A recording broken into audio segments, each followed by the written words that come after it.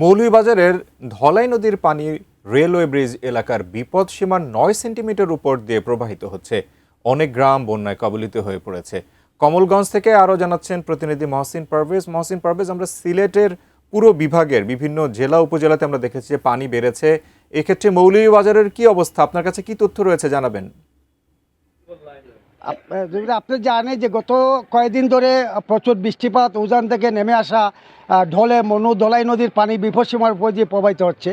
কমলগঞ্জ ধলাই নদীর পানি বৃদ্ধি পাওয়ায় পৌর ভাঙ্গন দিয়ে ভিন্ন এলাকায় পানি প্রবেশ করে কয়েকটি গ্রাম বন্যা কবলিত হয়ে প্রায় 20,000 মানুষ পানিবন্দী হয়ে পড়েছে। এদিকে মনু নদীর পানি বৃদ্ধি পাওয়ায় নিম্নাঞ্চলের মানুষ বন্যা আতঙ্কে রয়েছে। জেলা সদর জেলার সময়ের উপর দিয়ে প্রবাহিত হচ্ছে।